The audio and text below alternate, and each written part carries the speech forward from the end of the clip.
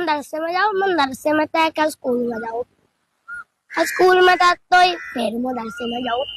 इतवार वाले दिन पूरा दिन मदरसे में, जुम्मे वाले दिन स्कूल में, एक भी दिन की तो छुट्टी नहीं।